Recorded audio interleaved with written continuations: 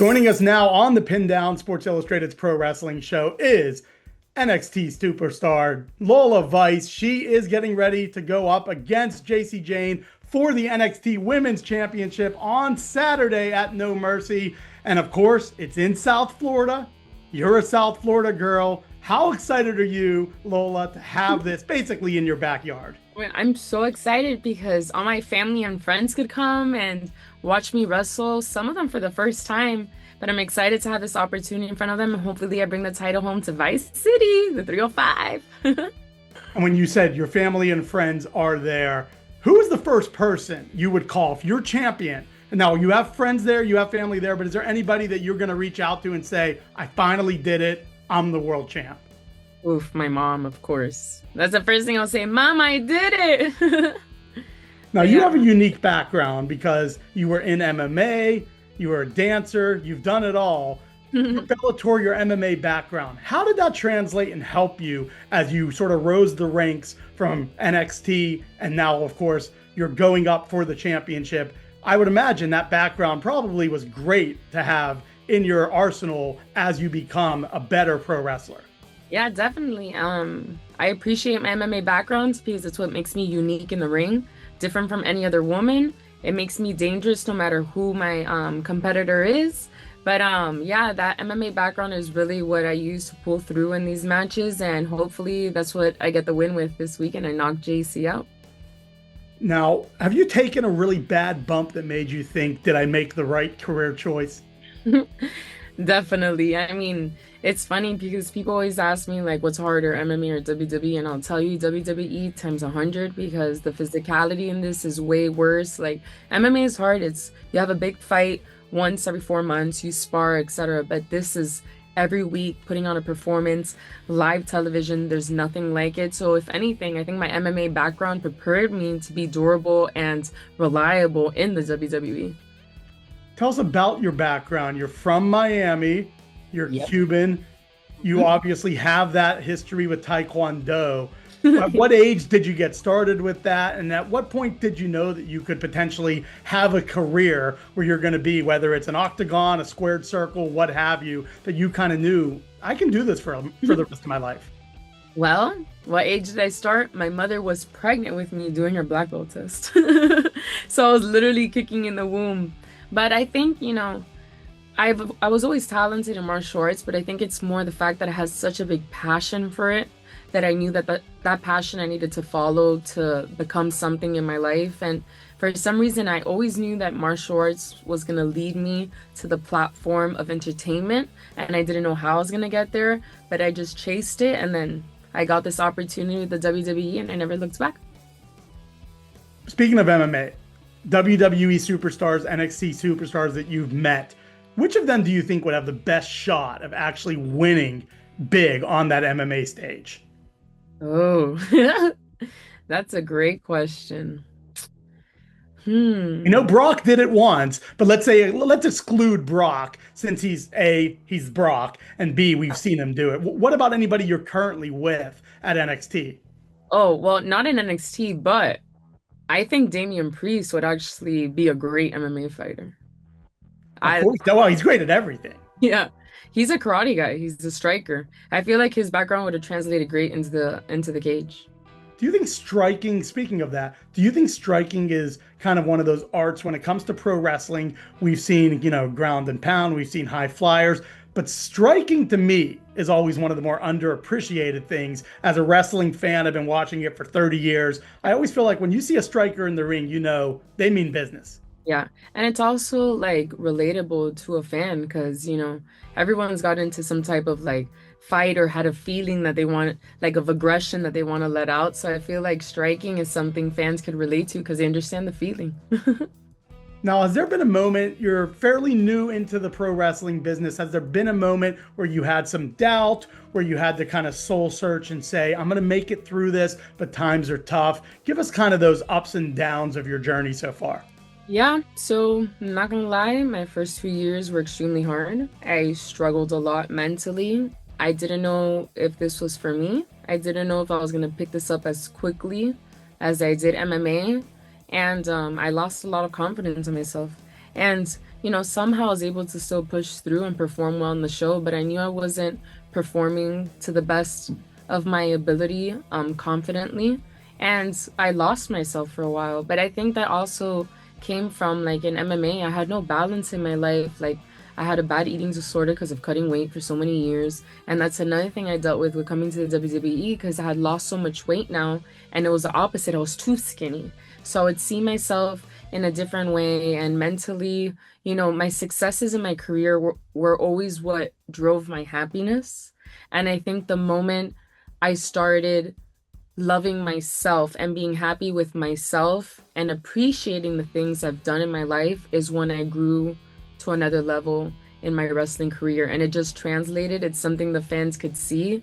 This year, I found myself as a person and as a performer.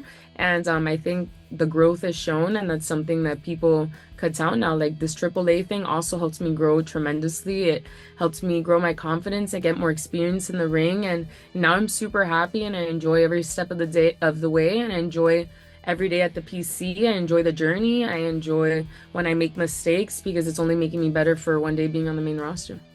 And you mentioned the PC, obviously Shawn Michaels, heavy influence in your NXT world.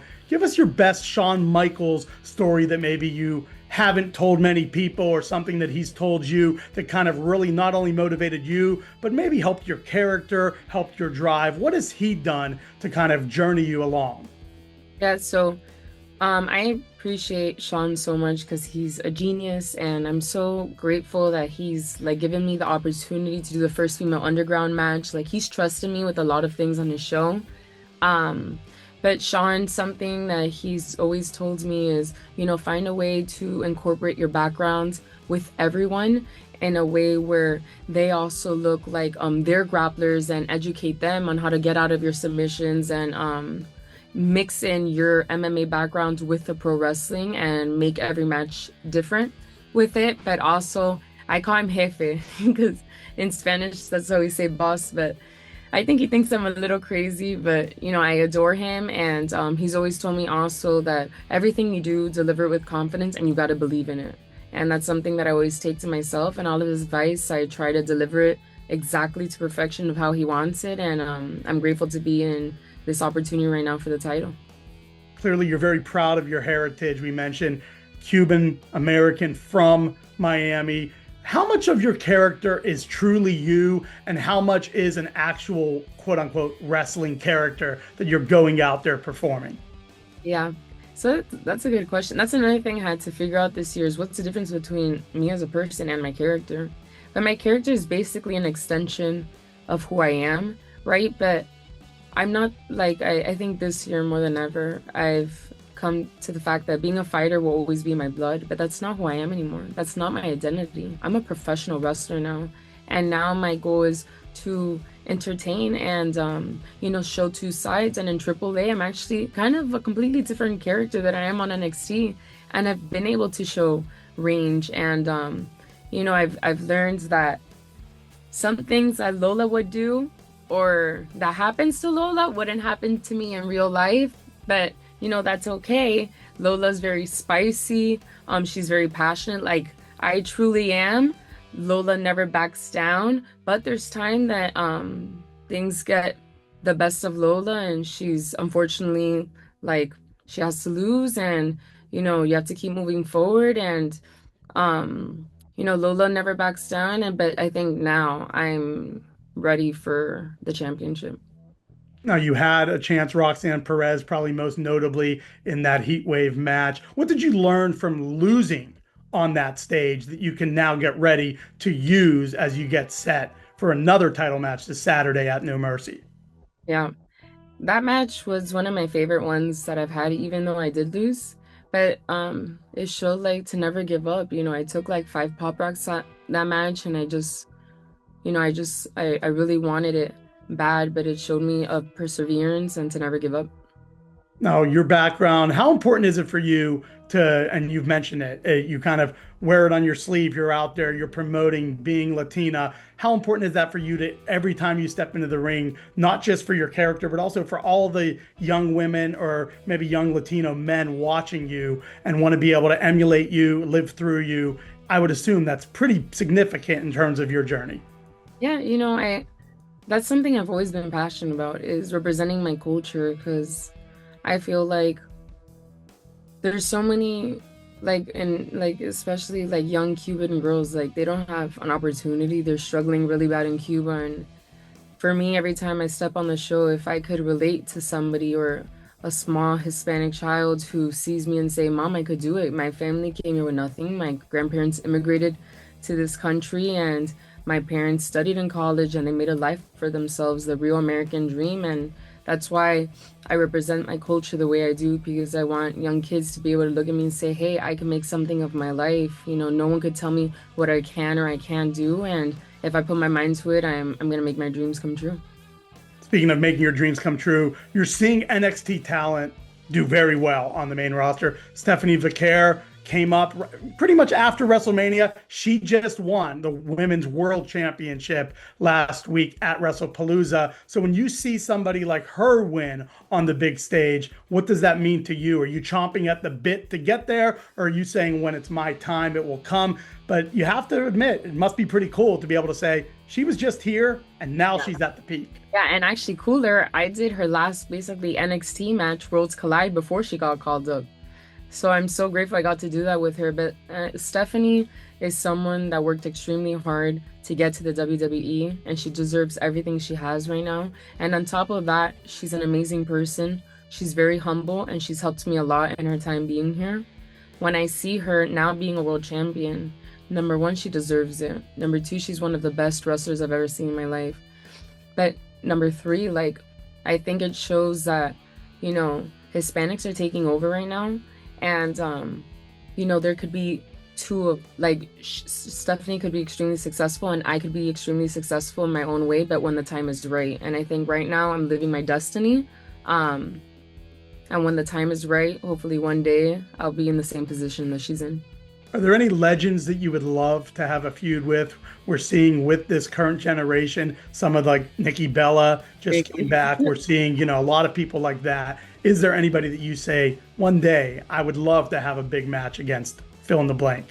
Yeah, I would love to have a big match against Nikki Bella. Like when I shared the ring with her in Evolution, I was so happy to be dancing with her. You have no idea. I remember being in the ring, I'm like, oh my God, I can't believe I'm doing this. But yeah, I think it would be cute one day to have a match with her. And she's also a Hispanic woman. And it's just, I'm so proud to be part of this time in the WWE. You have a big match this week. Jacy Jayne, she's champion. She always has help in her corner. She's ready to go. So how do you go about defending the fact that not only are you going up against her, you're kind of going 1-on-2, 1-on-3. Are you going to have some help in your corner? How are you going to navigate that challenge on Saturday in Fort Lauderdale? Yeah, well, that's the problem, right? And it's like, I saw last night that Jasmine got attacked, right? So I don't know where Jasmine is or if she'll even be at the show with Jacy. I know she'll probably have Fallon on her side. I'm prepared for Fallon. I've knocked out Fallon a few times, so I'm one step ahead. So if I'm able to overcome that obstacle, then I believe I could win this championship. So I just have to kind of look the whole time to see who's behind my back or if something's going on, and I have to be 3 steps ahead of them. But I know Jacy's going to try to do anything she can to win, and I'm going to try to be prepared for it.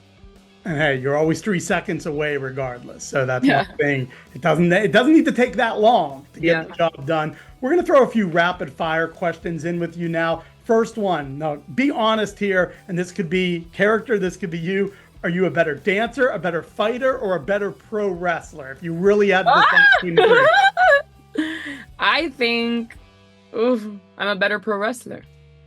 I think that's the right answer, especially if you're, want to be the champion just a few days away. What's the best spot in Miami to get a true, authentic Cubano?